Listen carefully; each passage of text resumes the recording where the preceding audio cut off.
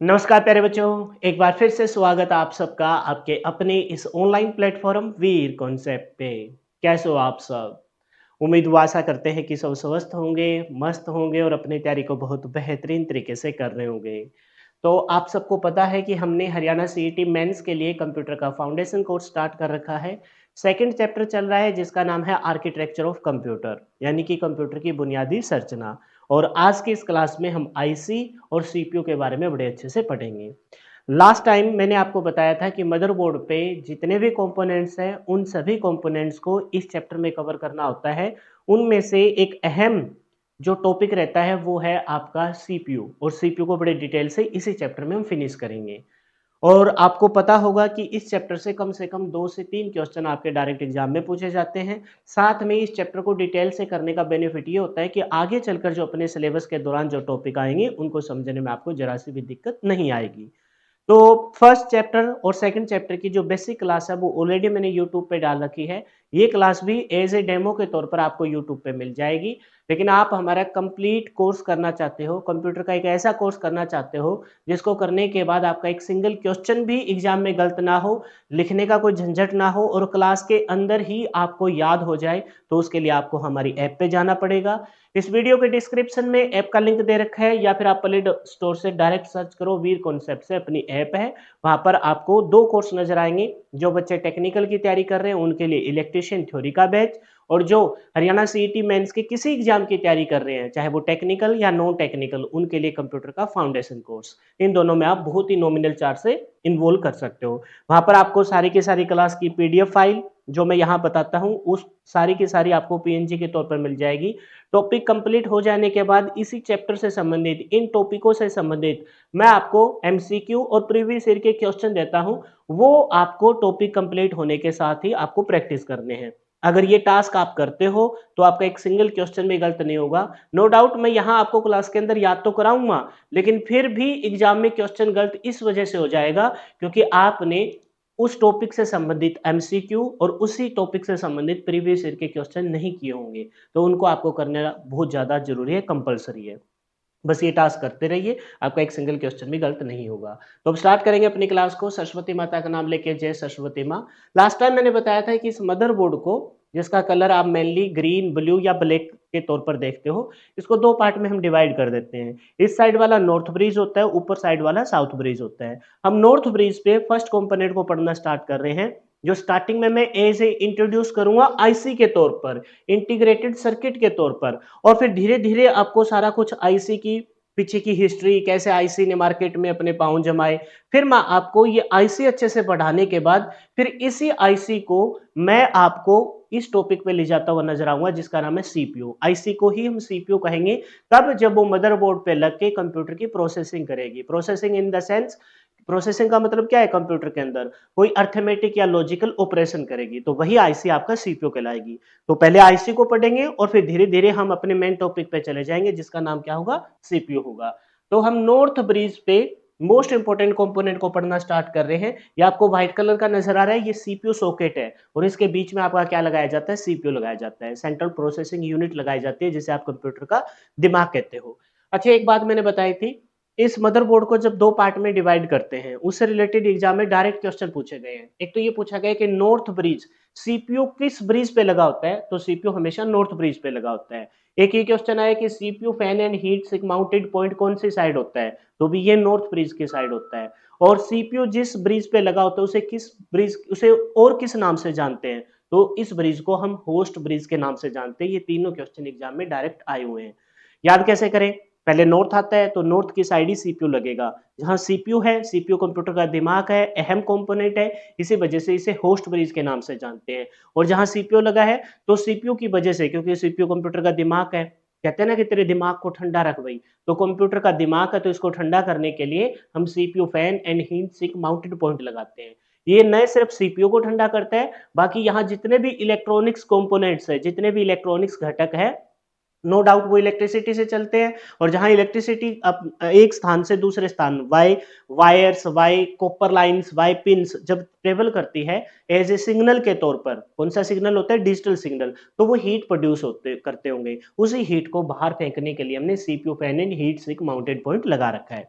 ये यहाँ भी लगा होता है और एक यहाँ भी लगा होता है विद हीट सिंक। ये हीट सिंक माउंटेड पॉइंट है। ये मतलब ऊष्मा को प्रसारित करते हैं ताकि वो फैल जाए और यहाँ पर जितने भी इलेक्ट्रॉनिक्स कंपोनेंट्स है, गैजेट्स है, वो शॉर्ट सर्किट ना हो, क्योंकि गर्म होंगे तो चिपक जाएंगे, शॉर्ट सर्किट हो जाएंगे और अपनी सारी टास्क रुक जाएगा। समझ गए बात को? तो इससे रिलेटेड डायरेक्ट क्वेश्चन पूछे कि नॉर्थ ब्रिज पे क्या है, साउथ ब्रिज पे क्या है। साउथ ब्रिज पे जितने भी बाहर से डिवाइसेस आके जुड़ते हैं, चाहे वो इनपुट डिवाइस हो, चाहे वो प्रोसेसिंग सॉरी स्टोरेज डिवाइस हो, चाहे कोई आउटपुट डिवाइस हो। कुछ एक स्टोरेज डिवाइस ऑन बोर्ड भी होती है, लेकिन ज्यादातर हम बाहर से कनेक्ट करते हैं। वो सारे के सारे कनेक्शन किस साइड होते हैं, साउथ ब्रिज के साइड होते हैं। इसी वजह से इस ब्रिज को हम इनपुट आउटपुट कनेक्टर के नाम से भी जानते हैं। ठीक है, तो अब स्टार्ट करते हैं अपना अहम टॉपिक जिसका नाम है आईसी। तो पहले हम कंपोनेंट्स ऑफ मदरबोर्ड पढ़ रहे हैं। मदरबोर्ड पे हमने नॉर्थ ब्रिज की साइड से स्टार्ट किया है और नॉर्थ ब्रिज पे हम पहले कंपोनेंट को उठा रहे हैं जिसका नाम क्या है, आईसी, यानी कि इंटीग्रेटेड सर्किट। इसी आईसी को थर्ड जनरेशन में हम एज ए प्रोसेसर के तौर पर यूज करेंगे। तो वहां तक मैं ले जाऊंगा आपको, लेकिन वहां तक जब ले जाऊंगा तो यहां पर जितनी भी बातें यहां लिखी पड़ी है वो आलतू फालतू की बातें नहीं है, वो सारी की सारी एग्जाम में पूछी गई बात है। तो बहुत ध्यानपूर्वक सुनते हुए समझते हुए चलिए, सारे के सारे पेपर में आए हुए क्वेश्चन है। फर्स्ट देखिए, जब कभी कंप्यूटर का एक या दो ही क्वेश्चन आते हैं तो यही डायरेक्ट चीज आ जाती थी कि फुल फॉर्म बताइए, आईसी की फुल फॉर्म, एएलयू की फुल फॉर्म, सीपीयू की फुल फॉर्म, यही पेपर में पूछ ली जाती थी, पीसीबी की फुल फॉर्म। लेकिन आज के टाइम में टेक्निकल सब्जेक्ट है ये, तो बहुत अच्छे अच्छे टेक्निकल क्वेश्चन आते हैं, लैंग्वेज को घुमा फिरा के देते हैं। तो इन चीजों को कवर करते हुए हमें चलना है। तो आईसी की फुल फॉर्म क्या है, इंटीग्रेटेड सर्किट। चिप के तौर पर नहीं है फिलहाल, ये आईसी है, क्योंकि कोई भी इंटीग्रेटेड सर्किट आगे चलकर जब कंप्यूटर के मदरबोर्ड पे लग के प्रोसेसिंग करेगा तभी वो एज ए माइक्रो प्रोसेसर की चिप के तौर पर प्रयोग होगा। तो वहां तक हम जाएंगे। तो आईसी की फुल फॉर्म क्या है, इंटीग्रेटेड सर्किट। ये फर्स्ट टाइम किसके द्वारा इंट्रोड्यूस किया गया था, जेएस किल्वी के द्वारा। तो आईसी की खोजकर्ता कौन है, जेएस किल्वी है। 1957 में काम करना स्टार्ट किया था, तो 1958 में इन्होंने फर्स्ट टाइम आईसी चिप का निर्माण किया। आप बाकायदा देख पा रहे हो, ये 1958 की किल्वीज फर्स्ट चिप है जिसे आप आईसी के नाम से जानते हो। और आप देखोगे कि भाई उस दौरान आपको लगेगा कि सर ये आईसी थी उस टाइम, ये तो कुछ भी नहीं है। आज के टाइम में तो हम देख पा रहे हैं कि इतनी वेल एस्टेब्लिश्ड आईसी देख पा रहे हैं, पिंस देख रहे हैं, बहुत अच्छी से स्मूथिंग देख रहे हैं, कोई भी वायरिंग आउटसाइड से नहीं है। तो ये बिल्कुल सही कह रहे हो आप, इसमें कोई दो राय नहीं है। लेकिन भाई उस दौरान इस आईसी चिप को बना देना भी एक बहुत बड़ी बात थी। तो उस दौरान जब फर्स्ट टाइम जेएस किल्वी ने आईसी चिप का निर्माण किया तो वो कुछ ऐसे दिखती थी, जिसकी वायरिंग आप आउटसाइड से देख पा रहे हो, और बना दिया, इतना ही बहुत बड़ी बात थी। तो ये जो जेएस किल्वी ने 1958 में जो आईसी बनाई थी, वो कौन से मटेरियल का यूज करके बनाई थी। अब कहोगे सर मटेरियल का क्या इशू है, तो उसके लिए आपको थोड़ा सा मेरे साथ रहना पड़ेगा और इन चीजों को समझना पड़ेगा। देखो, हम देखते हैं कि पदार्थ की तीन अवस्थाएं होती है। पदार्थ की कितनी अवस्थाएं होती है, पदार्थ की तीन अवस्थाएं होती है। अवस्था इन द सेंस समझते हो ना आप, कि कौन कौन से पदार्थ हम मेनली देखते हैं। एक देखते हैं हम चालक, एक देखते हैं हम चालक। यहाँ ये कंप्यूटर हम पढ़ रहे हैं, कंप्यूटर एक ऑटोमेटिक इलेक्ट्रॉनिक मशीन है। इलेक्ट्रॉनिक मशीन है इसका मतलब इलेक्ट्रिसिटी से चलता होगा, तो हम चालक का प्रयोग कर सकते थे। ठीक है, बढ़िया बात है। फिर हमने देखा कि एक पदार्थ होता है कुचालक। क्या हम कुचालक का प्रयोग कर सकते हैं? आप बिल्कुल भी कुचालक का प्रयोग नहीं कर सकते। क्यों? क्योंकि कुचालक है वो तो अपने में से विद्युत धारा का प्रवाह नहीं होने देगा। इसका मतलब कुचालक पे आप काटा मारिए कि यहाँ कुचालक का तो हम बिल्कुल भी प्रयोग नहीं कर सकते, हम चालक का प्रयोग कर सकते हैं। एक पदार्थ की अवस्था होती है जिसे आप बोलते हो अर्धचालक। क्या बोलते हो? अर्धचालक। चालक मतलब कंडक्टर, अर्धचालक मतलब सेमीकंडक्टर, और कुचालक मतलब इंसुलेटर। तो मैंने इंसुलेटर को तो हटा दिया। ये बात क्यों बता रहा हूं, क्योंकि फर्स्ट टाइम जब बात थी 1957 की, जब आईसी चिप का जेएस किल्वी निर्माण करना स्टार्ट करते हैं, तो 1958 तक आके बनी, तो उन्होंने जर्मेनियम से इसको बनाया। तो आपके माइंड में ही आता है कि सर इन्होंने जर्मेनियम का ही क्यों प्रयोग किया, वो मैं पिक्चर आपके लिए क्लियर कर रहा हूं। फिर बाद में आज के टाइम में उनके बाद आते हैं कौन, रॉबर्ट नॉइसी। वो जर्मेनियम की जगह किसका यूज करते हैं, सिलिकॉन का। तो ये जर्मेनियम, सिलिकॉन, या फिर एक आज के टाइम में नवीनतम एक अर्धचालक मटेरियल होता है गैलियम आर्सेनिक। ये 3 ही मटेरियल हम सिलिकॉन चिप को निर्माण करने में क्यों यूज करते हैं, उसके पीछे की मतलब रीजन क्लियर कर रहा हूं। चालक और अर्धचालक को, चालक को तो मैंने काट दिया, अब सुनिए मेरी बात को। चालक वो है जो अपने अंदर से धारा को बहुत अच्छे से प्रभावित होने दे, सहयोग करे, सहयोग करे। जैसे सिल्वर है, चांदी, चांदी क्या है, सिल्वर है, आपकी बेस्ट कंडक्टर ऑफ इलेक्ट्रिसिटी है, यानी कि विद्युत की सबसे अच्छी चालक है। लेकिन जितने भी चालक होते हैं उनके अंदर एक कमी होती है कि जैसे जैसे टाइम बीतता है, जैसे जैसे उनमें से धारा का प्रवाह होता है, तो धारा के प्रवाह होने की वजह से इनमें थोड़ा बहुत अगर रेजिस्टेंस हो तो वो रेजिस्टेंस विद्युत को उष्मा के तौर पर नष्ट करता है, तो इस वजह से इनका टेम्परेचर बढ़ता है। और यहां हम आईसी चिप का निर्माण कर रहे हैं। आज के टाइम में हम आईसी चिप देखते हैं, वो तो एक बहुत ही छोटी सी आईसी चिप होती है और उसमें हजारों लाखों की तादाद में छोटे छोटे सर्किट होते हैं। इतने छोटे छोटे सर्किट होते हैं कि वहां पर सुई की नोक रखने का भी स्पेस नहीं होता।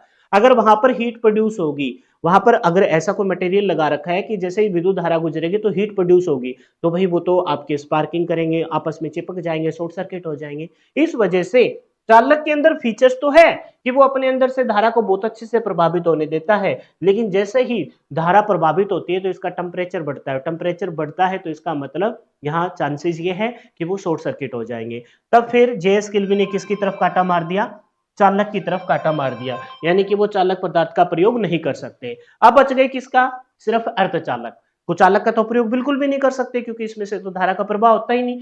चालक का इस वजह से नहीं कर रहे क्योंकि टेम्परेचर बढ़ता है, जैसे ही धारा गुजरती है टेम्परेचर बढ़ेगा, शॉर्ट सर्किट हो गई। अब बच गया अर्धचालक। अर्धचालक के अंदर एक खास फीचर ये है कि यह 0 केल्विन पर, मतलब मिनिमम टेम्परेचर पर एज ए इंसुलेटर की तरह व्यवहार करता है। और जैसे ही इसमें से धारा का प्रवाह हम गुजारते हैं, जैसे इसका टेम्परेचर इंक्रीज करता है, तो ये इंसुलेटर से किसकी तरफ कन्वर्ट हो जाता है, चालक की तरह कन्वर्ट हो जाता है। यानी कि धारा का प्रवाह ज्यादा करवाओ, जितना ज्यादा इसका टेम्परेचर बढ़ेगा उतना ही ये बहुत अच्छे से रिएक्ट करेगा, एज ए चालक की तरह व्यवहार करेगा। यानी कि ये समझिए कि ये कम तापमान पर कुचालक की तरह और ज्यादा तापमान पर चालक की तरह व्यवहार करेगा, और इस वजह से शॉर्ट सर्किट स्पार्किंग होने के कोई चांसेस नहीं है। तो हम आईसी के निर्माण में ना तो कुचालक का प्रयोग करते हैं और ना ही चालक का प्रयोग करते हैं, हम किसका प्रयोग करते हैं, अर्धचालक। क्योंकि अर्धचालक के अंदर बेस्ट फीचर ये है कि ये अपने अंदर से धारा को भी गुजरने देता है और ज्यादा टेम्परेचर को भी इंक्रीज नहीं होने देता। अब बात आती है कि अर्धचालक में कौन से 3 मटेरियल है,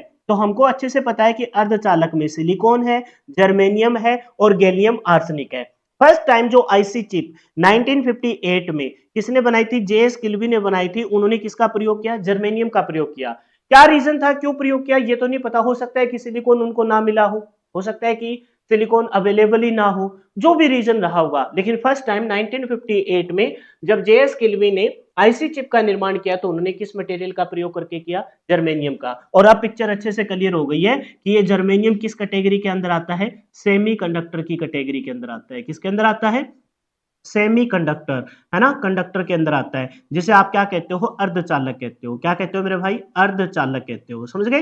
तो आईसी चिप अगर आपसे कोई पूछे किससे मिलकर बनी होती है, आईसी चिप किससे बनी होती है, तो हमेशा ध्यान रखिए आईसी चिप हमेशा अर्धचालक सेमीकंडक्टर मटेरियल से ही मिलकर बनी होगी। या तो क्या होगा, सिलिकॉन होगा, सिलिकॉन ना होगा तो जर्मेनियम होगा, नहीं तो आपको आज तक नवीनतम जो एक मटेरियल आया जिसे आप गैलियम आर्सेनिक कहते हो, जो आगे लिख रखा है, उसके बनी होगी। तो यहां तक कोई समस्या आई आपको समझने में। फिर एक बात पेपर में पूछी जाती है कि फर्स्ट टाइम 1958 में जो आईसी चिप का निर्माण जेएस किल्वी ने किया था, वो किस टेक्निक से किया था। टेक्निक मतलब आप देख पा रहे हो कि यहां पर जो आईसी चिप बनी है उसमें वायरिंग आउटसाइड से नजर आ रही है, जबकि 1959 में जो इस आईसी चिप का निर्माण रॉबर्ट नोइसी ने किया था, उन्होंने कोई भी वायरिंग आउटसाइड से नहीं कर रखी, उन्होंने कॉपर लाइंस का प्रयोग किया है, इंटरनली इन्होंने वायरिंग की है। तो ये दो अलग अलग टेक्निक हो गई। जिसमें वायरिंग आउटसाइड से नजर आए उसे हाइब्रिड टेक्निक कहते हैं। कौन सी टेक्निक कहते हैं, हाइब्रिड टेक्निक कहते हैं। जबकि जिस आईसी चिप का निर्माण रॉबर्ट नोइसी ने किया है, जिसमें कोई भी वायरिंग आउटसाइड से नजर नहीं आ रही, जिसमें वायरिंग कॉपर लाइंस के माध्यम से है, उस टेक्निक को मोनोलिथिक टेक्निक कहते हैं। और दोनों ही क्वेश्चन पेपर में पूछे गए हैं कि फर्स्ट टाइम जो आईसी चिप जिसका निर्माण जेएस किल्वी ने सिलिकॉन जर्मेनियम मटेरियल से किया है, उसमें कौन सी टेक्निक का प्रयोग किया है, तो हाइब्रिड टेक्निक का प्रयोग किया है। किस टेक्निक का, हाइब्रिड। हाइब्रिड टेक्निक का प्रयोग किया है और इसमें वायरिंग है वो आउटसाइड से है, बाहर से है। फर्स्ट टाइम 1958 में जेएस किल्बी ने जो आईसी चिप का निर्माण किया है, ये एक बहुत बड़ी अचीवमेंट थी। फर्स्ट टाइम कोई चीज़ को इन्वेंशन करना ही एक सबसे बड़ा टास्क रहता है। हालाँकि वो आपको पता है कि कोई भी चीज़ फर्स्ट टाइम बनती है तो प्रॉपर तरीके से तो नहीं बनती, लेकिन बना दें यही बहुत बड़ी बात है। इस वजह से इनको 2006 में फिजिक्स के क्षेत्र में, क्योंकि ये कहीं न कहीं टेक्निकल चीज़ है, फिजिकल नहीं फिजिक्स से रिलेटेड है, तो 2006 में इनको नोबेल प्राइज़ से नवाजा गया। बहुत बड़ी एक किताब है और पूरे विश्व का सबसे बड़ा खिताब आपका नोबेल प्राइज़ का ही रहता है। तो ये सारे के सारे क्वेश्चन एग्जाम में पूछे गए हैं। आईसी चिप का फुल फॉर्म, आईसी का फुल फॉर्म इंटीग्रेटेड सर्किट, किसके द्वारा? जेएस किल्बी के द्वारा। फर्स्ट टाइम कब? 1958 में। कौन से मटेरियल का प्रयोग कर कर? जर्मेनियम। जर्मेनियम किसके, कौन से धातु के अंदर आता है? सेमीकंडक्टर यानी कि अर्धचालक के अंदर आता है। फिर हमने देखा किस टेक्निक का, तो हाइब्रिड टेक्निक। हाइब्रिड टेक्निक में वायरिंग कहां से होती है? आउटसाइड से होती है। और कब इन्हें नोबेल प्राइज से नवाजा गया? तो 2006 में इनको नोबेल प्राइज से नवाजा गया। ये उस टाइम 2000, ये 1958 की आईसी चिप है जो जेएस किल्वी ने बनाई थी। और आज के टाइम में जो अपडेटेड वर्जन देख रहे हो आप, जो IC chip as a microprocessor, processor के बाद माइक्रो प्रोसेसर के तौर पर प्रयोग हो रही है। फिफ्थ जनरेशन में आज हम आज के समय में बैठे हैं और यहाँ पर जो आईसी चिप है वो इतनी वेल एस्टेब्लिश्ड है, साइज उसका बहुत छोटा कर दिया गया है और उस पे लॉजिक गेट की संख्या इतनी ज्यादा बढ़ा दी गई है कि अब उस आईसी चिप को आर्टिफिशियल इंटेलिजेंस कहते हैं, कृत्रिम बुद्धिमत्ता कहते हैं, क्योंकि कृत्रिम बुद्धिमत्ता का मतलब होता है कि इसके बाद तो भगवान श्री राम का ही नाम आएगा, समझ गए? इससे ज्यादा और अपडेटेड इसे नहीं कर सकते। तो ये 1958 की है और ये आज के समय में 8% में हम आईसी चिप का प्रयोग कर रहे हैं। फिर इन्हीं के फ्रेंड थे। अब जो जेएस किल्विन ने जो आईसी चिप बनाई थी उसमें कुछ कमियां थी। एक तो उन्होंने जर्मेनियम का प्रयोग कर लिया। जर्मेनियम और सिलिकॉन में दोनों, जर्मेनियम और सिलिकॉन दोनों के दोनों क्या है? सेमीकंडक्टर मटेरियल है।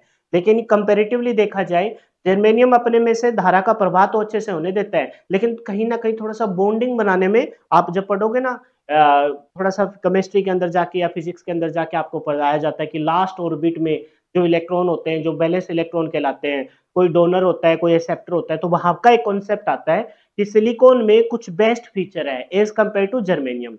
तो उन्होंने जर्मेनियम का यूज किया था और उसी जर्मेनियम से आगे बढ़कर एक साल बाद 1959 में रॉबर्ट नोइसी ने किसका यूज किया है? सिलिकॉन का। और आज के समय में जितनी भी IC chip as a microprocessor के तौर पर प्रयोग होती है वो किसकी बनी होती है? सिलिकॉन की ही बनी होती है। और सिलिकॉन की बनी होती है और जहां पर सबसे ज्यादा आईसी चिप बनती है उसे सिलिकॉन वैली कहते हैं। और भारत की सिलिकॉन वैली आप सबको पता होगा बेंगलुरु में है। ये सारे क्वेश्चन पेपर में आए हुए हैं और बहुत ही छोटी छोटी चीजें बस हम लिंक करके पढ़ रहे हैं। तो इसे आईसी चिप जिसे आप इंटीग्रेटेड सर्किट कहते हो, 1959 में कौन बनाते हैं? रॉबर्ट नोइसी बनाते हैं।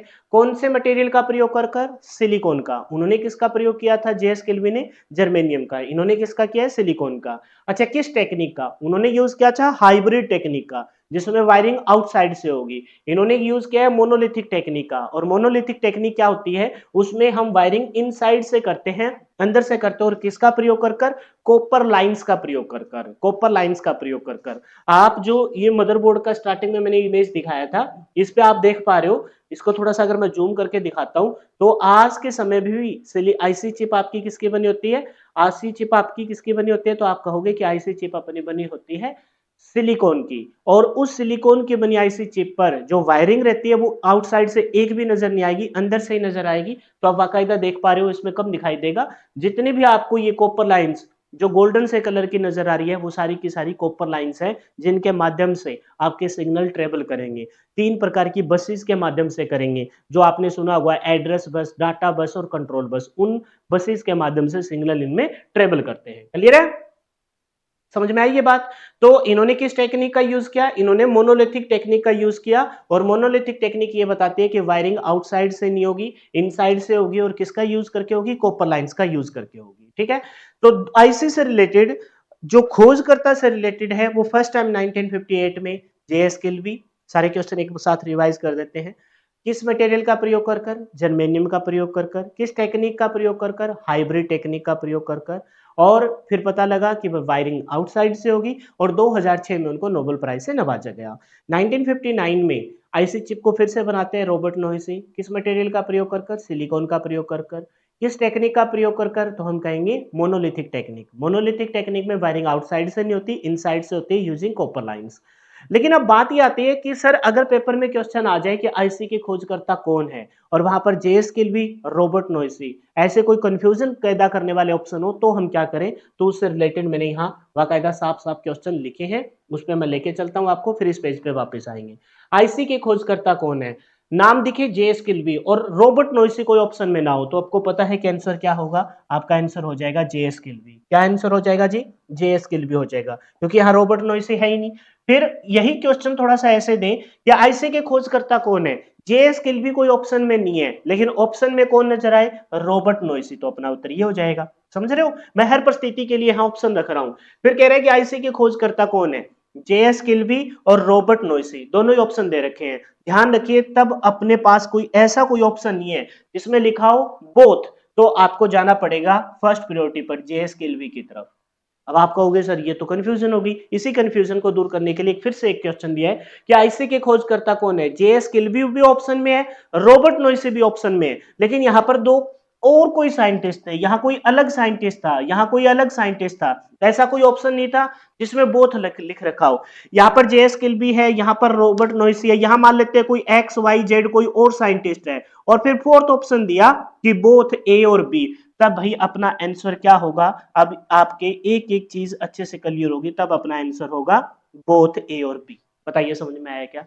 आईसी के खोजकर्ता कौन है, जेएस किल्वी, जेएस किल्वी ना हो तो रॉबर्ट नोइसी, दोनों ही दे रखे हो और कोई ऐसा ऑप्शन नहीं है जिसमें बोथ वाली कंडीशन आए, तो जेएस किल्वी की तरफ जाना पड़ेगा।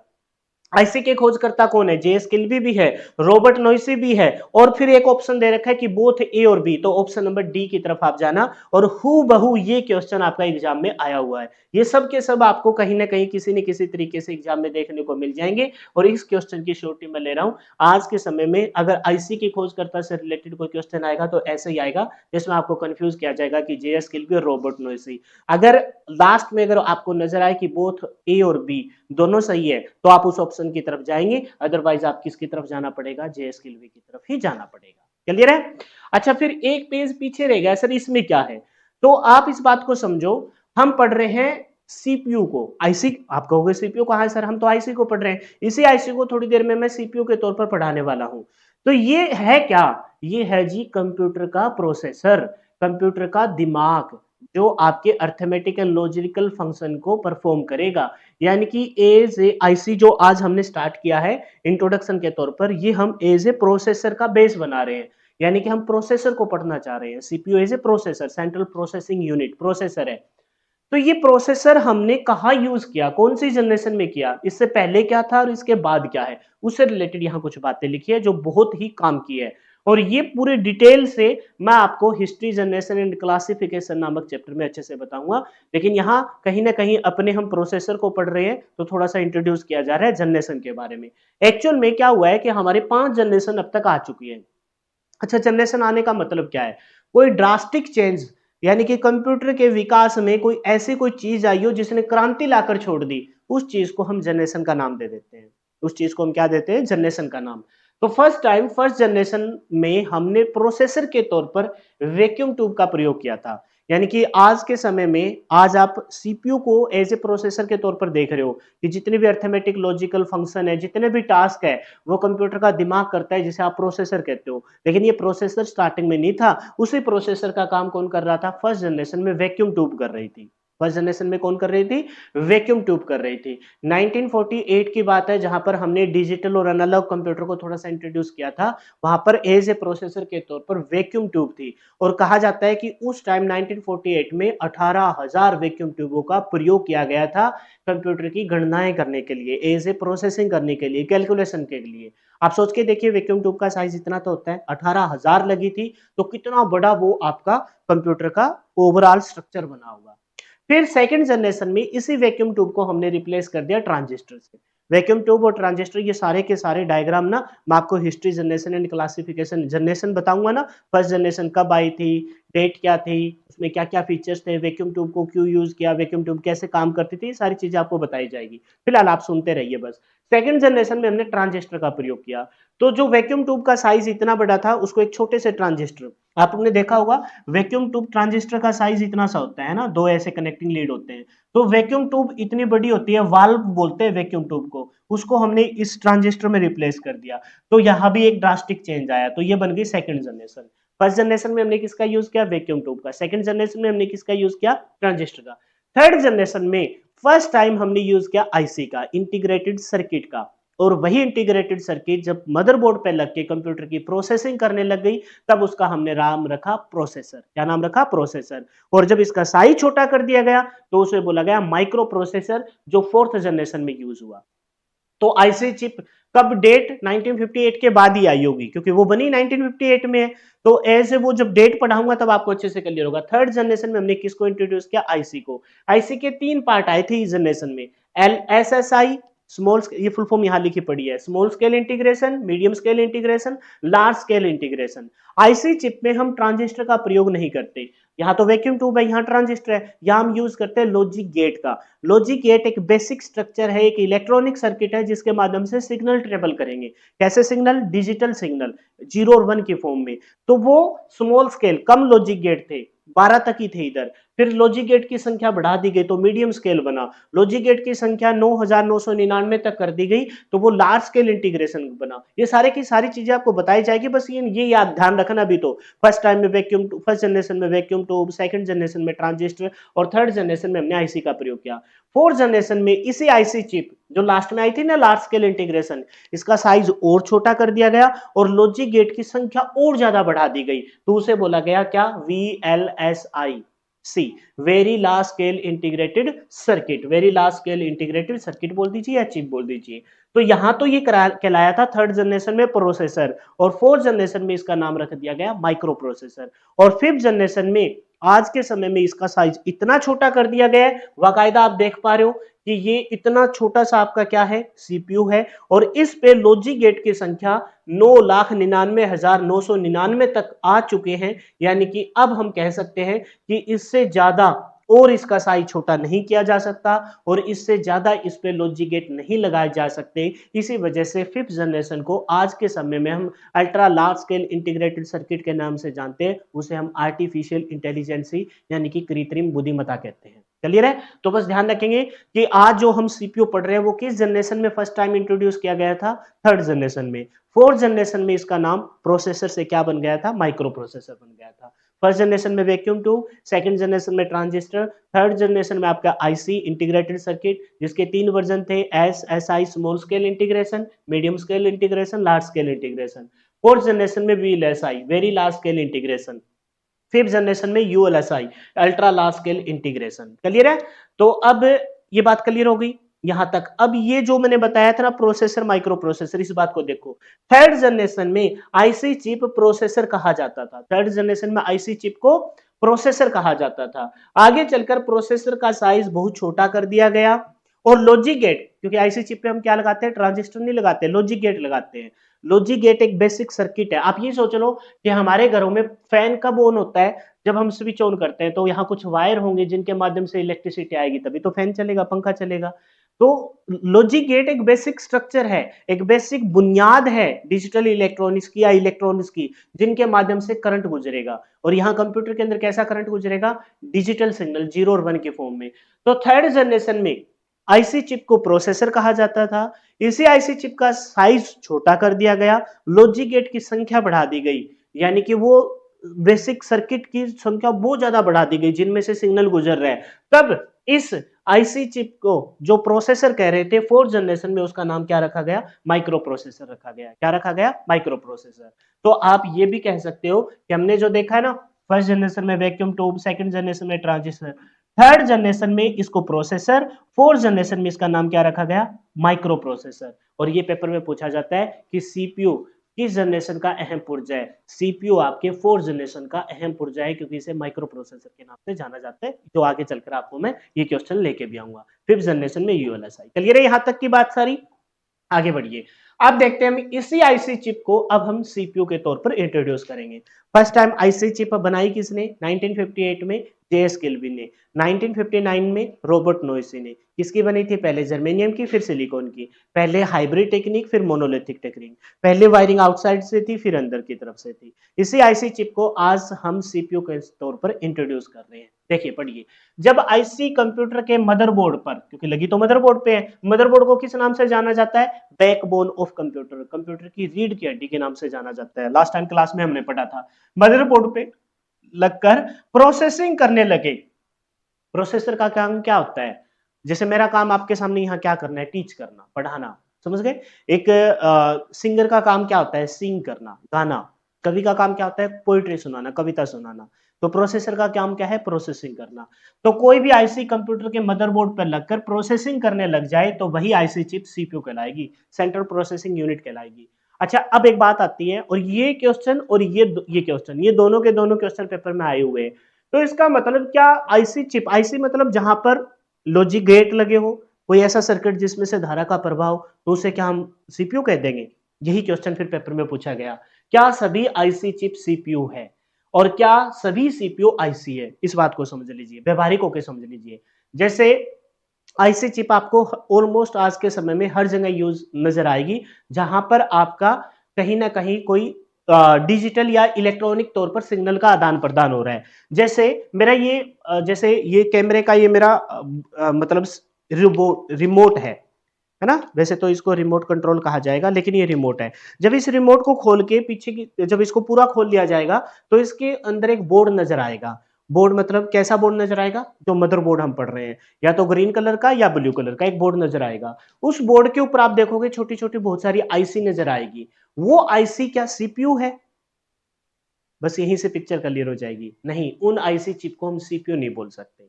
क्यों? क्योंकि वो आईसी चिप या तो कोई रैम हो सकती है, कोई रोम हो सकती है, या फिर कोई लैन कार्ड हो सकता है जिसके थ्रू नेटवर्क चलता हुआ, कोई भी प्रकार की एक आईसी चिप हो सकती है। लेकिन यहां अपने मदरबोर्ड, इस सिस्टम यूनिट के अंदर, सिस्टम यूनिट ये जो टावर जिसे आप बोलते हो, इस मदरबोर्ड के ऊपर बहुत सारी आईसी चिप भी नजर आएगी। उसमें से कुछ IC chip as a RAM के तौर पर प्रयोग हो रही है। रैम की प्लेट होती है, उस पर बहुत सारी आईसी चिप लगती है।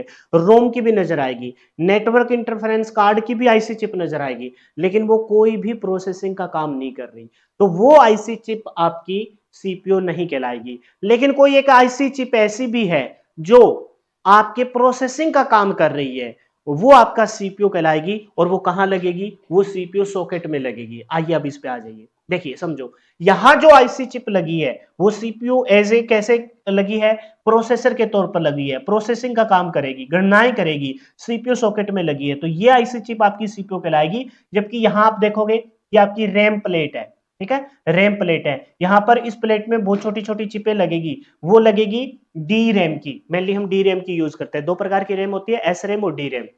डी रैम की यहाँ आईसी लगी, लेकिन ये आईसी चिप प्रोसेसिंग का काम नहीं कर रही, ये तो प्राइमरी स्टोरेज का काम कर रही है। तो ये आईसी चिप आपकी क्या नहीं कहलाएगी? सीपीयू नहीं कहलाएगी। आपकी रोम की भी नजर आएगी, इसके ऊपर नेटवर्क इंटरफेरेंस कार्ड की भी नजर आएगी। ये देखो ये आईसी चिप नजर आ रही है, लेकिन क्या ये आईसी चिप प्रोसेसिंग का काम कर रही है? आप कहोगे नहीं।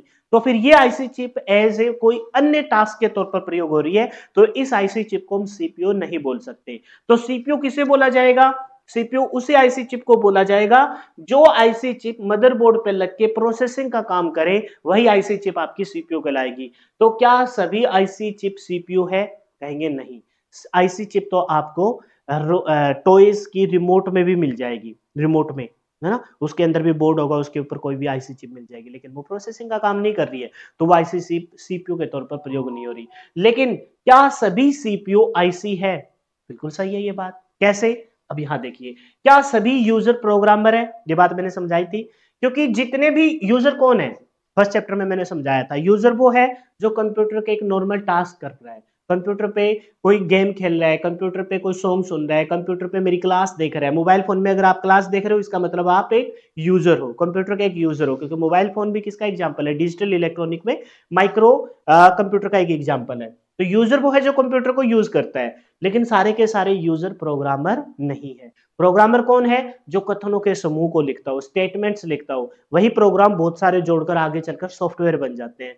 तो क्या सभी यूजर यूजर तो आप भी है, यूजर तो मैं भी हूं, ना तो आप प्रोग्राम लिख रहे ना मैं प्रोग्राम लिख रहा। इसका मतलब क्या सभी यूजर प्रोग्रामर है? नहीं। तो क्या सभी आईसी चिप सीपीयू है? नहीं। लेकिन कोई आईसी चिप जो प्रोसेसिंग करती हो वो सीपीयू है। तो क्या सभी सीपीयू आईसी है? हाँ, डेफिनेटली। कैसे? इस बात को यहां प्रूफ किया जाएगा। क्या सभी प्रोग्रामर जो कंप्यूटर का प्रोग्राम लिखता है, प्रोग्राम कौन लिखता है? जिसको नॉलेज हो। नॉलेज मतलब जिसने बीसीए, एमसीए या फिर कोई स्पेशल क्वालिफिकेशन की हो सॉफ्टवेयर से रिलेटेड, वही बंदा प्रोग्राम लिख सकता है। प्रोग्राम लिखने के लिए उसे किस पे बैठना पड़ेगा? कंप्यूटर पे बैठना पड़ेगा, कंप्यूटर को ऑन करना पड़ेगा, कंप्यूटर को चलाना पड़ेगा। और जो कंप्यूटर को चला सकता है, कंप्यूटर पे एक बेसिक टास्क कर सकता है, वो प्रोग्रामर तो होता ही होता है। इसका मतलब क्या सभी प्रोग्रामर कंप्यूटर को तो यूज करेंगे ही प्रोग्राम लिखने के लिए, तो जितने भी प्रोग्राम है वो डेफिनेटली क्या मिलेंगे? यूजर मिलेंगे। समझ गए? तो क्या सभी प्रोग्रामर यूजर है? तो हम कहेंगे यस। और ये बात भी पूछी गई है और ये बात भी। तो कोई भी आईसी चिप है, जब वो प्रोसेसिंग का काम करने लग जाए तभी वो सीपीयू बनेगी। इसका मतलब जितने भी सीपीयू वो डेफिनेटली आईसी चिप तो है ही। कैसे? एक और एग्जांपल, ये बात ना समझ में आई हो, जैसे कोई एक क्लास है, उस क्लास में बहुत सारे स्टूडेंट हैं, उस क्लास में बहुत सारे क्या है? स्टूडेंट है। मतलब यहां मैंने स्टूडेंट लिखा, बहुत सारे स्टूडेंट है। अब इन स्टूडेंट में से एक बन गया डॉक्टर, एक बन गया डॉक्टर, ठीक है, एक बन गया उसमें से टीचर, एक बन गया उसमें से टीचर, ठीक है। बस एक छोटी सी बात फिर क्लियर हो जाएगा। फिर उसी क्लास में से एक बन गया इंजीनियर, एक बन गया इंजीनियर। इसी क्लास में से एक बन गया फार्मर, क्या बन गया? फार्मर बन गया। इसी क्लास में से एक बन गया बिजनेसमैन, और इसी क्लास में से एक बन गया, है ना, डिफाल्टर, डिफाल्टर बन गया। डिफाल्टर की भी आजकल बहुत सारी वैल्यू हो गई भाई, डिफाल्टर बन गया। अब सुनो, मैं कहूं क्या सभी स्टूडेंट टीचर है? मैंने कहा क्या सभी स्टूडेंट टीचर है? आपने क्या, मैंने कहा क्या सभी स्टूडेंट टीचर है? आप कहोगे सर सारे के सारे स्टूडेंट टीचर तो नहीं है। क्यों? क्योंकि स्टूडेंट में कोई डॉक्टर भी बना है, कोई टीचर भी बना है, कोई इंजीनियर भी बना है, कोई फार्मर, कोई बिजनेसमैन और कोई डिफाल्टर भी बना है। लेकिन क्या सभी क्या सभी स्टूडेंट क्या सभी टीचर स्टूडेंट थे?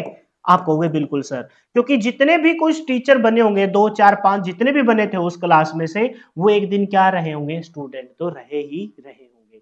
तो सभी स्टूडेंट टीचर तो नहीं बने, लेकिन जो टीचर बना है वो डेफिनेटली एक दिन क्या था? स्टूडेंट था। अब इस बात को यहां पढ़ो, क्या सभी प्रोग्रामर यूजर है? बिल्कुल सही है, क्योंकि जो प्रोग्राम लिखता है वो कंप्यूटर को तो चलाता ही होगा। बिल्कुल सही है, ये बात सही है। लेकिन सभी यूजर प्रोग्रामर नहीं बन सकते। तो क्या सभी सीपीयू आईसी है? नो डाउट वो आईसी तो है ही है, लेकिन वो आईसी सीपीयू कब कहलाई? जब उसने प्रोसेसिंग की। तो जितनी भी सीपीयू वो आईसी तो है, लेकिन सभी की आईसी चिप आपकी सीपीयू नहीं हो सकती। फॉर एग्जांपल, जैसे एग्जांपल के तौर पर लिखना चाहूं, रैम, रैम आपकी आईसी चिप तो है, लेकिन वो आपका सीपीयू नहीं है। आईसी चिप तो है, लेकिन वो आपकी सीपीयू नहीं है। बताइए, ये बात क्लियर होगी? और ये छोटी सी बात है जिसके ऊपर मैंने 5 मिनट लगाए हैं, लेकिन भाई ये क्वेश्चन दोनों के दोनों पेपर में आए, और बहुत ही सिंपल सा क्वेश्चन, और इसी को बच्चे कल कराते हैं। क्या सभी यूजर प्रोग्रामर है? क्या सभी प्रोग्रामर यूजर है? क्या सभी आईसी चिप सीपीयू है? और क्या सभी सीपीयू आईसी है? क्लियर होगी कहानी? क्लियर है? बहुत बढ़िया। अच्छा, सीपीयू एक अर्धचालक चिप होती है जिसे बनाने के लिए अर्धचालक पदार्थ हमने पढ़ के ही आए हैं, सिलिकॉन। आज के समय में जितनी भी आईसी चिप बनी होती है किसकी बनी है? सिलिकॉन की। जर्मेनियम फर्स्ट टाइम 1958 में किसने बनाई थी? जेएस किल्वी ने, जर्मेनियम से। तथा एक नवीनतम पदार्थ gallium arsenide, GaAs, gallium arsenide का प्रयोग किया जाता है। ये मान लो 1% ही गैलियम आर्सेनाइड आज के समय में प्रयोग किया जा रहा है, 99% हम किसका यूज करते हैं? सिलिकॉन का। फर्स्ट टाइम किसकी बनी थी? जर्मेनियम। जब जहां सिलिकॉन की मात्रा कम मिलती हो वहां पर हम जर्मेनियम का प्रयोग करते हैं। ये बात बहुत ही बेसिक सी बात थी, और वो पिछली बात को थोड़ा सा मैंने यहाँ प्रूफ करने की कोशिश की है। मोस्ट इंपोर्टेंट दोनों क्वेश्चन आए हैं पेपर में। जिस स्थान पर सिलिकॉन चिप चिप्स चिप्स नहीं, चिप आना था इधर, कोई बात नहीं, बनाने वाली कंपनियां सर्वाधिक होती है, उसे सिलिकॉन वैली कहा जाता है। आपसे पेपर में पूछा जाता है सिलिकॉन वैली क्या है? सिलिकॉन वैली, अब बच्चे अलग अलग सोचते हैं, रीजनिंग का क्वेश्चन है, कोई टेक्निकल क्वेश्चन है, एंड वेंड सोच के छोड़ देते हैं। आईसी चिप को बनाने वाली कंपनियां जिस स्थान पर सर्वाधिक है, सबसे ज्यादा पाई जाती है, उस स्थान को हम क्या कहते हैं? सिलिकॉन वैली कहते हैं। अब यहां से ये क्वेश्चन फिर से आया, भारत की सिलिकॉन वैली बेंगलुरु है। कौन है? बेंगलुरु। यानी कि भारत में सबसे ज्यादा आईसी चिप कहां बनती है? बेंगलुरु में बनती है। जबकि विश्व की सिलिकॉन वैली कैलिफोर्निया, अमेरिका में है। क्योंकि आईसी चिप जो आज के समय में आप IC chip as a processor के तौर पर यूज कर रहे हो, इंटेल कंपनी के सर्वाधिक सीपीयू आपको नजर आएंगे। और ये इंटेल आपकी कहाँ की है? अमेरिकन सॉफ्टवेयर कंपनी है जो आपके प्रोसेसर बनाती है, और वो कहां पर है? सेंटा कार्ला कैलिफोर्निया में, सेंटा कार्ला कैलिफोर्निया में। तो भारत की सिलिकॉन वैली जहां पर सर्वाधिक आपकी आईसी चिप बनाने वाली कंपनियां है, वो बेंगलुरु है। और विश्व की सिलिकॉन वैली की अगर मैं बात करूं तो वो कैलिफोर्निया अमेरिका में है। क्लियर है? ये दोनों क्वेश्चन आपके पेपर में पूछे गए हैं, ये भी पेपर में आया, ये भी आया। ये थोड़ा सा आपका बेस क्लियर करने के लिए। कोई भी आईसी चिप सीपीयू के तौर पर कब कहलाएगी? जो वो प्रोसेसिंग करेगी। तो क्या सारी की सारी आईसी चिप सीपीयू है? नहीं। लेकिन जो सीपीयू वो डेफिनेटली आईसी चिप था। क्या सभी यूजर प्रोग्रामर है? नहीं। लेकिन जो प्रोग्रामर है वो डेफिनेटली कंप्यूटर को यूज तो करता ही है, इसका मतलब वो उसका एक यूजर है। क्लियर है भाई? आगे बढ़ जाएं। बहुत बढ़िया। अब आ गया अपना फाइनली सीपीयू। इस आईसी से स्टार्ट किया, आईसी से हम धीरे धीरे आपको किसकी तरफ लेके आ रहे हैं? सीपीयू की तरफ लेके आ रहे हैं। किसकी तरफ लेके आ रहे हैं? सीपीयू की तरफ लेके आ रहे हैं। अब सीपीयू को हम स्टार्ट कर रहे हैं, आगे बढ़ जाते हैं, सीपीयू को देखते हैं। सीपीयू मतलब फुल फॉर्म, जब कभी एक दो क्वेश्चन आता था तो यही पूछा जाता था, what is the full form of CPU? Central processing unit. CPU के आर्किटेक्चर बहुत इंपॉर्टेंट है, स्टैटिक जीके में आया हुआ क्वेश्चन है। सीपीयू के आर्किटेक्चर को जॉन वॉन न्यूमैन ने दिया था, जॉन वॉन न्यूमैन ने दिया था, इसलिए सीपीयू के आर्किटेक्चर को वॉन न्यूमैन आर्किटेक्चर कहते हैं। आर्किटेक्चर मतलब किस प्रकार से वो बना है। जैसे अपने चैप्टर का ही नाम क्या है? Architecture of computer. कंप्यूटर की बुनियादी संरचना, कौन सा कंपोनेंट कहाँ लगा है, ये क्वेश्चन स्टैटिक जीके में आया हुआ है एज ए स्टैटिक जीके के तौर पर। कंप्यूटर का क्वेश्चन वहां सिलेबस में नहीं था, फिर भी ये क्वेश्चन है, इसका मतलब स्टैटिक जीके में आएगा। तो सीपीयू के आर्किटेक्चर को जॉन वॉन न्यूमैन ने दिया है, इस वजह से सीपीयू के आर्किटेक्चर को वॉन न्यूमैन आर्किटेक्चर बोला जाता है। क्या बोला जाता है? वॉन न्यूमैन आर्किटेक्चर बोला जाता है। इसका प्रयोग सर्वप्रथम कंप्यूटर की चौथी पीढ़ी में, फोर्थ जनरेशन में किया गया था, इसलिए माइक्रो प्रोसेसर को फोर्थ जनरेशन का अहम पुर्जा कहा जाता है। ठीक है, बोलो आप यार, बताई थी मैंने ये बात। थर्ड जनरेशन में हमने फर्स्ट टाइम आईसी को इंट्रोड्यूस किया, उसके साइज को छोटा कर दिया गया, लॉजिक गेट की संख्या बढ़ा दी गई, small scale integration, medium scale integration, large scale integration को और ज्यादा एक्सटेंड किया गया। एक्सटेंड का मतलब ये नहीं कि आईसी चिप के साइज को बढ़ाया, साइज को तो छोटा किया। टेक्नोलॉजी का मतलब क्या है? स्पेस कम घेरे और यूज ज्यादा हो, एडवांसमेंट ज्यादा दिखे। समझ गए मेरी बात को? तो साइज छोटा किया गया, लॉजिक गेट की संख्या बढ़ा दी गई, तब वो आईसी चिप जो प्रोसेसर थी वो अब यहां चलकर माइक्रो प्रोसेसर कहलाएगी। इसका प्रयोग सर्वप्रथम कंप्यूटर की चौथी पीढ़ी में किया गया, इसलिए माइक्रो प्रोसेसर को चौथी पीढ़ी का अहम पुर्जा कहा जाता है। और दोनों ही क्वेश्चन पेपर में छपने वाले हैं। आज से पहले कितने ही ऐसे एग्जाम हो गए जिसमें ये सेकंड वाला क्वेश्चन पूछा गया है, आप भी इसको अच्छे से याद कर लीजिए। ठीक है, और ये जो साइड में लिखा है, ये भी क्या पता कितने ही एग्जामों में पूछे गए कि प्रोसेसर को अन्य किस नाम से जाना जाता है, और बहुत ही सिंपल सा है। अच्छा, चिप के तौर पर हमने इंट्रोड्यूस किया आईसी, आईसी की फुल फॉर्म इंटीग्रेटेड सर्किट, और फिर मैंने बोला चिप बन जाएगी आगे चलकर, चिप क्या? As a processor. तो आल्सो कॉल्ड, भाई इसी सीपीयू को, सेंट्रल प्रोसेसिंग यूनिट को अन्य किन किन नामों से जानते हैं? चिप, साइज छोटा कर दिया गया तो बन गया माइक्रो चिप। ठीक है, मोनोलिथिक चिप। मोनोलिथिक क्यों? मैंने बताया था कि दो टेक्निक का यूज किया है। 1958 में फर्स्ट टाइम जेएस किल्वी ने हाइब्रिड टेक्निक का यूज किया है, लेकिन 1958 के बाद 1959 में जेएस किल्वी ने जो थोड़ी बहुत हल्की फुल्की गलतियां की, जैसे जर्मेनियम, जैसे हाइब्रिड टेक्निक वायरिंग आउटसाइड से, उनको थोड़ा सा सुधारा गया, और वो जो वायरिंग इनसाइड से कर दी यूजिंग कॉपर लाइंस, तो वो बन गई कौन सी टेक्निक? Monolithic technique. इसी वजह से इसी सीपीयू को आज के समय में हम मोनोलिथिक चिप के नाम से जानते हैं। समझ रहे हैं? लॉजिकली पढ़िए, समझ के पढ़िए, रट्टाफिकेशन से बात नहीं बनेगी। मैंने बोला है कि एक सिंगल क्वेश्चन भी गलत नहीं होगा, तो इसका मतलब कुछ दम तो होगा ना कंटेंट में, इसी वजह से बोला है थोड़ा पेशेंस रखना है, पढ़ते हुए चलिए। और ये जस्ट क्लास के बाद बस एक टास्क, क्लास के बाद जो पीडीएफ दे रहा हूं उसको डाउनलोड करके पढ़ लीजिए, काम बन जाएगा। इसी को बोलते हैं central processor, central processing unit है। अच्छा, इसका नाम सेंट्रल सेंट्रल ही क्यों पड़ा? भाई इसी के इर्द गिर्द सारे टास्क होते हैं, ये नहीं कि मदरबोर्ड के बिल्कुल सेंटर में है, मदरबोर्ड के बिल्कुल सेंटर में नहीं है, ये थोड़ा सा साइड में ही पड़ता है। आपको पता है 60% हिस्सा नॉर्थ ब्रिज में आता है, 60% इधर है, तो 38 से 40% इधर साउथ की तरफ आता है, तो ये तो इस साइड है। लेकिन ये इस साइड है तो रेम के पास है। रेम ये एक पेपर में आया हुआ क्वेश्चन कि रैम डायरेक्टली किससे कनेक्टेड है, सीपीयू, तो रैम के पास है। यहाँ पर heat sink and mounted point है। यहाँ पर सारे के सारे इनपुट कनेक्टर, जैसे ये दिखाई दे रहा है, ये कीबोर्ड और माउस के पोर्ट है। पोर्ट वो स्थान होता है जिसके माध्यम से कोई बाहर से कोई वायर कनेक्ट की जाती है। यहाँ पर प्रिंटर का पोर्ट है ना, बहुत सारे पोर्ट है जिनके माध्यम से आपकी केबल आके जुड़ेगी। तो वो सब किसके नजदीक है, सीपीयू। यानी कि सीपीयू के आजू बाजू बहुत सारे इंपॉर्टेंट कंपोनेंट, बहुत सारे इंपॉर्टेंट सिग्नल ट्रेवल करते होंगे। इस वजह से ये सेंटर ऑफ अट्रैक्शन है, तो इसका नाम पड़ा सेंट्रल। क्या पड़ा, सेंट्रल। प्रोसेसिंग का काम करता है और एज ए यूनिट के तौर पर, क्योंकि कंप्यूटर की बुनियादी संरचना में हमने कंप्यूटर को 4 यूनिट में डिवाइड किया है। यूनिट, कंप्यूटर सिस्टम कैसे बनता है, दो या दो से अधिक यूनिटों से मिलकर कोई ऐसा सिस्टम बनता है जो कोई एक पर्टिकुलर टास्क करे। जैसे ये क्या करता है, प्रोसेसिंग का काम करता है, तो सेंट्रल प्रोसेसिंग यूनिट इसका नाम बड़ा, और इसी का नाम क्या बन जाएगा, सेंट्रल प्रोसेसर। मुख्य प्रोसेसर है, मेन प्रोसेसर है, फिर इसी का नाम माइक्रो प्रोसेसर 4th जनरेशन में, और इसी को जस्ट प्रोसेसर के नाम से भी जानते हैं। एप्पल कंपनी वाले इसे जस्ट प्रोसेसर के नाम से भी बोल देते हैं।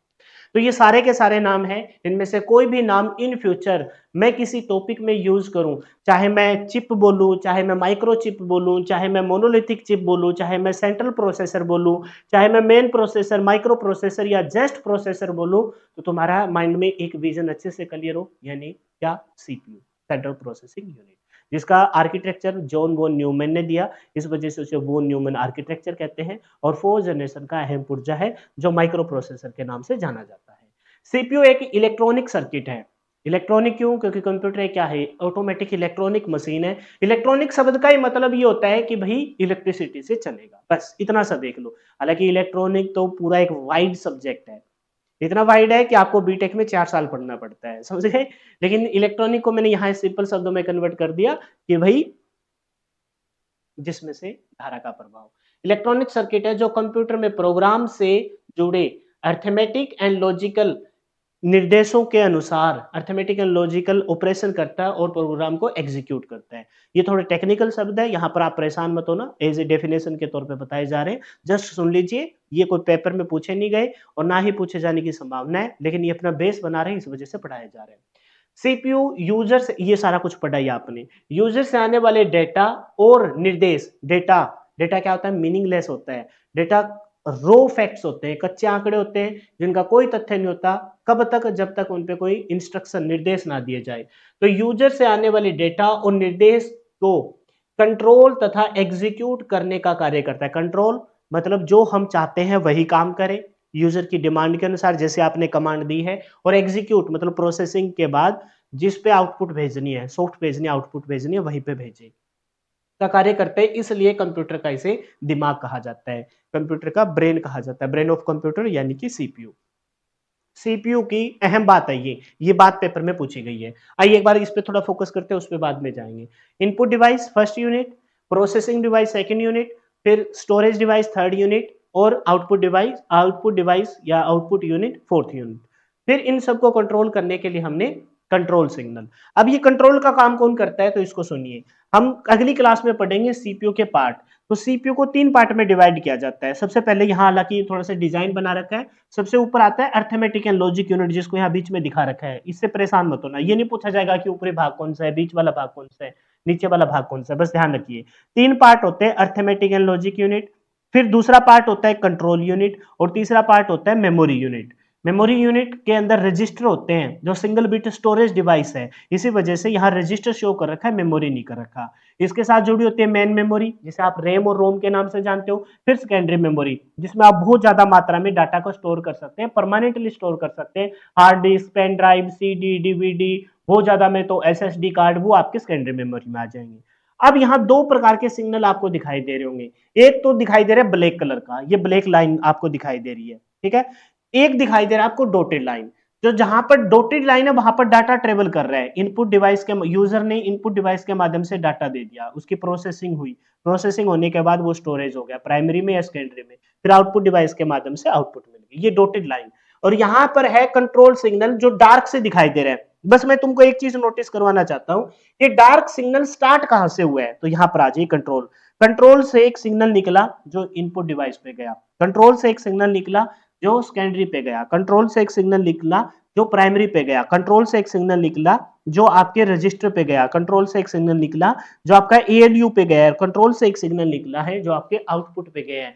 यानी कि जितनी भी यूनिट है, चाहे वो इनपुट वाली हो, चाहे खुद सीपीयू के प्रोसेसिंग वाली हो, चाहे वो प्राइमरी स्टोरेज हो, चाहे सेकेंडरी स्टोरेज हो, चाहे वो यूनिट हो कौन से आउटपुट वाली, इन सब को कंट्रोल करने का काम सीपीयू का एक भाग जिसे आप कंट्रोल यूनिट के नाम से जानते हो उसके द्वारा कंट्रोल किया जा रहा है। तो ये बात फिर पेपर में पूछी गई कि सीपीयू की कंट्रोल यूनिट मेमोरी, प्राइमरी और सेकेंडरी दोनों को, इनपुट कोई भी इनपुट डिवाइस हो, आउटपुट कोई भी आउटपुट डिवाइस हो, के साथ साथ सीपीयू की एक्टिविटी को भी, अर्थमेटिक एंड लॉजिक यूनिट और मेमोरी को भी कंट्रोल करता है। और ये बात बहुत ही खास है, इस वजह से आगे चलकर पढ़ोगे इसे नाड़ी तंत्र के नाम से जाना जाता है, वो बाद में बताऊंगा। बस ये ध्यान रखना कि सीपीयू के अंदर, या फिर ये सोच लीजिए पूरे कंप्यूटर के अंदर कंट्रोल का काम कौन करता है, तो सीपीयू का एक पार्ट जिसे कंट्रोल यूनिट को बोलते हो उसके माध्यम से सारी की सारी चीजें आपकी कंट्रोल की जाती है।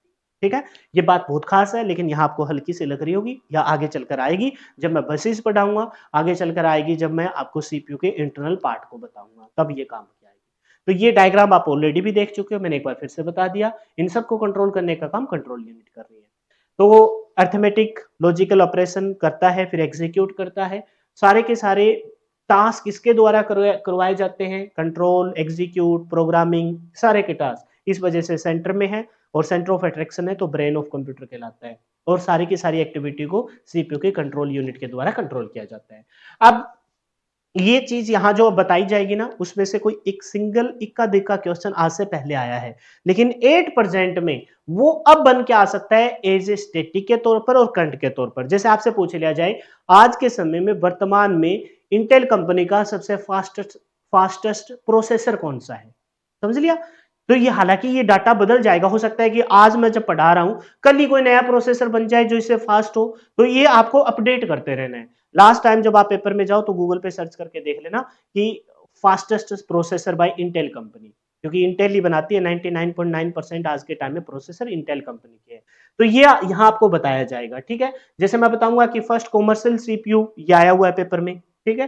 फिर आपको मैं बताऊंगा कि एएमडी कंपनी का आज के टाइम में जो मोबाइल में राइजन सीरीज जो चलती है वो उसका लेटेस्ट प्रोसेसर कौन सा है, तो ये है, ठीक है। फिर लास्ट में आपको बताऊंगा कि मैं क्वालकॉम कंपनी है जो क्वालिटी कम्युनिकेशन के नाम से जानती है वो क्या बनाती है, और भारत का फर्स्ट प्रोसेसर कौन सा है जिसे आप सीपीयू के तौर पर यूज किया था वो शक्ति था, तो ये किसने बनाया था। तो ये क्वेश्चन आया हुआ है, ये क्या काम करती है ये आया हुआ है, ये भी आया हुआ है ना। एडवांस कैसे क्वेश्चन है पता है, कि इंटेल कंपनी की प्रतिद्वंदी कंपनी का नाम क्या है जो सीपीयू का निर्माण करती है, तो वो है एएमडी, एडवांस माइक्रो डिवाइसेस, ठीक है। लेकिन यहां क्या बनाती है इस बात पे फोकस किया जाएगा। ये फर्स्ट टाइम जो कमर्शियल सीपीयू बना था उस पे, और यहां पर इंटेल कंपनी के बारे में बेसिक जानकारी, और ये करंट के तौर पर या स्टैटिक के तौर पर पूछा जा सकता है, तो सुनना है जस्ट आपको, सुनते रहिए। तो सीपीयू बनाने वाली प्रमुख कंपनियां कौन सी है, इंटेल जो 99.9% मार्केट में अस्तित्व पे है, दूसरे नंबर पर एएमडी और तीसरे नंबर पर है क्वालकॉम। और तीनों की तीनों सीपीयू बनाने वाली कंपनी, मैंने आईसी नहीं बोला, ये सीपीयू का निर्माण करती है। ये नहीं कह रहा कि मैं कि कोई आईसी चिप है जो सीपीयू के तौर पर प्रयोग होगी, नहीं, ये डायरेक्ट ही सीपीयू बनाती है। भाई यहाँ की कोई बनेगा और सीधा आपके सीपीयू सॉकेट में जाके लगेगा और प्रोसेसिंग का काम करेगा। तो इंटेल, एएमडी और क्वालकॉम। और नोटिस करने वाली बात यह कि तीनों की तीनों ही अमेरिकन कंपनी है, ठीक है।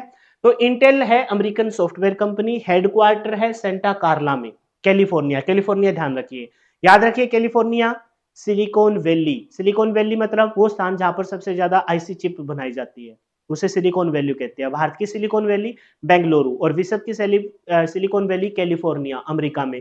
तो इस कैलिफोर्निया अमेरिका में सेंटा कार्ला नामक स्थान पर इसका हेडक्वार्टर है जो इंटेल कंपनी का है। फाउंडेड कब बनाई गई थी, 18 जुलाई 1968 में। अब याद करो 1958 में जेएस केल्विन, 1959 में रॉबर्ट नोइस आईसी चिप बना दी सिलिकॉन से, कौन सी टेक्निक, मोनोलिथिक टेक्निक, मार्केट में नाम बन गया। इन्हीं साइंटिस्ट को पकड़ते हैं एक बिजनेसमैन जिसका नाम है गॉर्डन मोर्रे, और वो किसके साथ मिलकर, रॉबर्ट नोइसी के साथ मिलकर एक कंपनी बना देते हैं इंटेल, जिसका हेडक्वार्टर सेंटा कार्ला कैलिफोर्निया में है। कब बनाते हैं, 18 जुलाई 1968 में, सुनना है जस्ट। और किसका निर्माण कर देते हैं? इंटेल, और प्रोसेसर बनाने लग जाती है। आज के समय में सबसे सस्ते, सबसे बढ़िया और सबसे एडवांस टेक्नोलॉजी के प्रोसेसर इंटेल कंपनी के द्वारा ही बनाए जा रहे हैं। अब एक छोटी चीज ध्यान रखिए यहाँ पर, क्या बताया है कि इंटेल वर्तमान में आई सीरीज के तेज प्रोसेसर बनाती है इंटेल कंपनी, जैसे i3, i5, i7, i9, i11, i13 तक जा चुका है, जिसमें आई का पूरा नाम इंटेल नहीं है, इंटेनियम है। ये पेपर में नहीं पूछा गया, बेसिक जानकारी है। आई का नाम इंटेल नहीं, इंटेनियम है। आज के समय में लेटेस्ट जो इंटेल कंपनी ने बनाया है वो कोर i9, इंटेनियम i9 का प्रोसेसर बनाया है, जिसका जो वर्जन है वो 14 यानी कि 14,900 के, ये मतलब उसका मॉड्यूल नंबर है, जिसके अंदर टॉप स्पीड है। आज कंप्यूटर की स्पीड किस में मापते हैं? गीगाहर्ट्ज में। वैसे जो सीपीयू ने जो प्रति सेकंड साइकिल को एग्जीक्यूट करता है उसे मिलियन ऑफ इंस्ट्रक्शन पर सेकंड के सेंस में बोलते हैं, लेकिन स्पीड्स को हम गीगाहर्ट्ज में रिप्रेजेंट करेंगे। तो 6 गीगाहर्ट्ज जो आज के समय में, मैंने लास्ट टाइम क्लास में फर्स्ट चैप्टर में भी बताया था कि वर्तमान समय में कंप्यूटर की स्पीड गीगाहर्ट्ज में जा चुकी है। 10 की पावर 9 गणनाएं, 10 की पावर 9 साइकिल प्रति सेकंड कैलकुलेट कर लेता है। तो 6 गीगाहर्ट्ज जो आज के समय में टॉप स्पीड है वो किसकी है? प्रोसेसर। कौन सा प्रोसेसर? इंटेल कंपनी का, जिसका मॉड्यूल नंबर क्या है? कोर i9 सीरीज का बना है ये 14,900 के, जिसका प्रोडक्ट कोड नंबर है। समझ गए? चौद इसी इसी को, जिसका नाम कोर i9 14,900 के है, ये 14वीं पीढ़ी का दुनिया का सबसे तेज डेस्कटॉप प्रोसेसर है। डेस्कटॉप प्रोसेसर मतलब डेस्कटॉप कंप्यूटर, पर्सनल कंप्यूटर। आपके पास अगर इंटेल कंपनी का 14,900 के नाम का अगर प्रोसेसर है तो सोच लीजिए आप दुनिया के सबसे फास्टेस्ट प्रोसेसर को अपने घर पे लेके बैठे हो। समझ गए मेरी बात को? और इसी वजह से क्या बोला है कि 14वीं पीढ़ी का दुनिया का सबसे तेज डेस्कटॉप कंप्यूटर इंटेल कंपनी ने बना रखा है, जो कोर i9 और 14,900 के मॉड्यूल नंबर के साथ अवेलेबल है। फिर बात करते हैं कि फर्स्ट कॉमर्शियल, ये तो आज के समय की बात है, इसी इंटेल कंपनी ने पहला सीपीयू भी बनाया होगा, तो उसके बारे में बताया गया है। तो फर्स्ट टाइम इटली के एक साइंटिस्ट थे जिसका नाम है फेडरिको फांगिन। क्या नाम है? फेडरिको फांगिन। इन्होंने फर्स्ट वाणिज्यिक सीपीयू, कमर्शियल सीपीयू बनाया। कब बनाया? 15 नवंबर 1970। बनी कब थी कंपनी? 1968 में, 68 में बनी थी। कब बना दिया था? 70 में बना दिया था। 15 नवंबर 1970 में जारी किया, जो 4 बिट प्रोसेसर था। अब आप कहोगे सर ये 4 बिट, 8 बिट, 16 बिट, 32 बिट ये क्या है? उसके लिए थोड़ा सा पेशेंस रखना पड़ेगा, यहाँ बताने लग जाऊंगा तो सारी खिचड़ी पक जाएगी। ध्यान रखेंगे, ये इंटेल कंपनी ने जो फर्स्ट टाइम 1970 में फेडरिको फंगन के द्वारा, जो इटली के साइंटिस्ट थे, जिन्होंने इंटेल कंपनी में, कहां पर है ये इंटेल कंपनी? आपकी कहा है? सेंटा कार्ला, कैलिफोर्निया, अमेरिका में, वहां पर बनाया, जिसका नाम था इंटेल 4004। ये उसकी पिक्चर है, इंटेल C4004। और ये क्या था? ये इंटेल कंपनी का फर्स्ट कॉमर्शियल सीपीयू था, जो 4 बिट माइक्रो प्रोसेसर के नाम से एक समय में 4 बिट को ही कैलकुलेट कर पाता था। आज के समय में जनरली घरों में 16 बिट या 32 बिट के प्रोसेसर हम यूज करते हैं, लेकिन टेक्नोलॉजी 32 से आगे 64, 128 तक भी जा चुकी है। ठीक है, मेनली अपने घरों में 8 बिट प्रोसेसर, किसी को बहुत अच्छा खासा टास्क करना हो तो 16 बिट प्रोसेसर नजर आएंगे। लेकिन फर्स्ट टाइम 1970 में बना, तो वो कौन सा कौन सा था? इंटेल कंपनी का 4004। ठीक है, किसने बनाया था? फेडरिको फंगिन। कहाँ बनाया था? तो वो आपकी फर्स्ट जो कंपनी है, या फिर ये मान लो कि जिसने सबसे ज्यादा अपना अस्तित्व बना रखा है, इंटेल कंपनी में बना। अब इसके बारे में कुछ फीचर्स है जो शायद ही पूछे जाए। 4 बिट प्रोसेसर है, परफॉर्म, ये आप जब पढ़ोगे पीडीएफ में आपको साफ साफ नजर आएंगे, यहाँ पे कम दिखाई दे रहे होगी। 60,000 ओपीएस, ऑपरेशन पर सेकंड ये परफॉर्म कर सकता था। Chip can be assessed 4 KB programming memory and 164 bytes RAM, इसकी रैम की कैपेसिटी दे रखी है। प्रोसेसर हैज 2300, 2300 ट्रांजिस्टर इसमें लगे थे। ठीक है, क्योंकि ट्रांजिस्टर को पूर्णतः हम नकार नहीं पाए थे, कहीं ना कहीं हम यूज कर रहे थे। क्लॉक स्पीड है वो 740 की किलोहर्ट्ज थी। कॉस्ट इसकी $2,000 थी। Deployed by Ted Hoff and Masatoshi Shima and Federico Faggin in 1971। आप कहोगे यहाँ तो 70 है, बन गया था 70 में, यूज हुआ है। ये $200 में खरीदा जा रहा है, मतलब ये मार्केट में 1971 में पांव जमा रहा है। और ब्यूल्ट बाय, क्या किसके द्वारा? P channel. ये पी चैनल, एन चैनल, ये क्या है? ये आपके इलेक्ट्रॉनिक्स में हम पढ़ते हैं। इलेक्ट्रॉनिक्स में हम सेमीकंडक्टर वाले सेक्शन में जाते हैं ना, तो P channel, N channel, P type, MOSFET है, और ये सारी चीजें आती है। तो इससे परेशान मत होना, SI gate, MOS 10 micrometre technology, ये कुछ बता रखी है आलतू फालतू की बातें। अपने को बस कुछ नहीं ध्यान रखना, बस ध्यान रखेंगे 4 बिट प्रोसेसर का। किसके द्वारा? फेडरिको फंगिन, इटली के साइंटिस्ट। कब आया? 1970। अब बस खत्म करते हैं। एएमडी, एएमडी की फुल फॉर्म, इंटेल कंपनी की प्रतिद्वंदी कंपनी है एएमडी, जो उसको टक्कर देती है। लेकिन कितना सा अस्तित्व है मार्केट में जोर मार के 1 से 2%, फिर भी टक्कर दे रही है। क्यों? क्योंकि भाई इंटेल ने अपना पूरा वर्चस्व दिखा रखा है। एडवांस माइक्रो डिवाइसेस के नाम से इंटेल कंपनी की प्रतिद्वंदी अमेरिकन अमेरिका की ही कंपनी एएमडी है। एएमडी ये खास है, राइजन सीरीज के माइक्रो प्रोसेसर बनाती है। प्रेजेंट टाइम में कहीं भी आपको राइजन सीरीज के माइक्रो प्रोसेसर नजर आए तो वो किसके द्वारा बनाए गए हैं? एएमडी कंपनी के द्वारा। ये मैंने प्रोसेसर दिखाए थे, तो ये इंटेल कंपनी के द्वारा और ये एएमडी द्वारा, एएमडी लिख रखा है ना राइजन सीरीज के।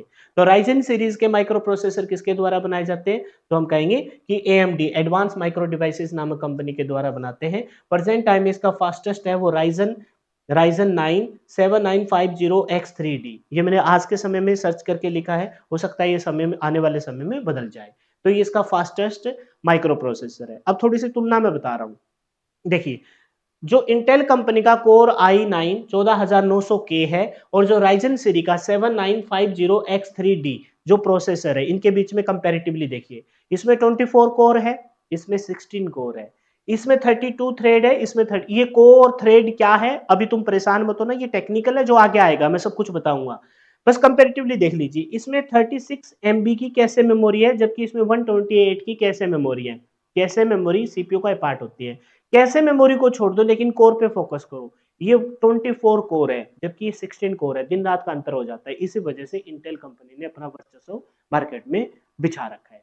ठीक है, तो ये इंटेल कंपनी का 14900K मॉड्यूल जो i9 सीरीज का है, और ये राइजन 9 7950X3D, इन दोनों को कंपेरेटिवली यहां मैंने बताया है। क्लियर है? Last but not list, Qualcomm third company है जो प्रोसेसर बनाती है क्वालिटी कम्युनिकेशन में।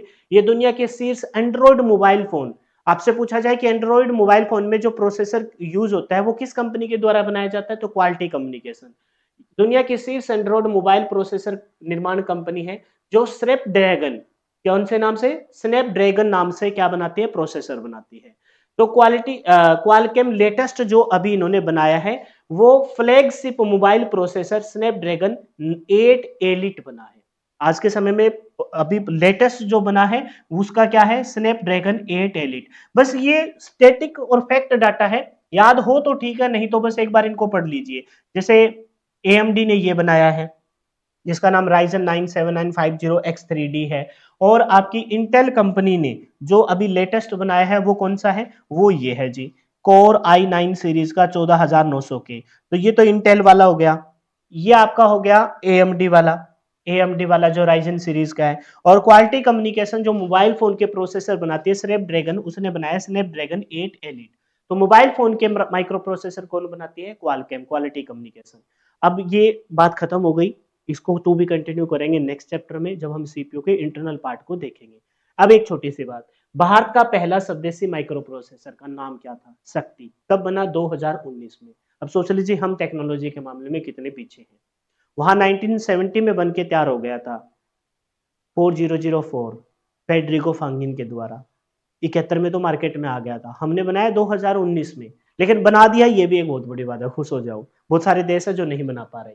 किसके द्वारा बनाया? भारतीय औद्योगिक प्रौद्योगिक संस्थान आईआईटी मद्रास के द्वारा, और अर्धचालक लैब सेमीकंडक्टर लैब चंडीगढ़ के द्वारा। आईआईटी मद्रास और चंडीगढ़ के स्टूडेंट्स ने प्रोफेसर की हेल्प वगैरह से लेकर फर्स्ट टाइम बनाया शक्ति। आईआईटी मद्रास और सेमीकंडक्टर लैब चंडीगढ़ के द्वारा, जिसका नाम था शक्ति, और यह भारत का पहला स्वदेशी माइक्रो प्रोसेसर था। कब बना? 2019 में। ठीक है, फिलहाल के लिए इतना ही, टू बी कंटिन्यू रखेंगे। कंप्लीट अगर बैच करना है तो आप हमारी ऐप पे जाइए, ये कुछ एक लेक्चर मैं एज ए डेमो के तौर पर आपको प्रोवाइड करवा रहा हूँ। क्लास में आपके लास्ट तक यहाँ तक बने थे, इसका मतलब मैं आपको कुछ अच्छा समझाने में कामयाब रहा होगा। अब इस सेशन को अपने उन दोस्तों के साथ जरूर शेयर कर दीजिए जो हरियाणा सीईटी मेंस की तैयारी कर रहे हैं। फिलहाल के लिए इतना ही। जय हिंद, जय भारत। मिलते हैं नेक्स्ट वीडियो में। Bye bye, take care and wish you all the best for your upcoming exam.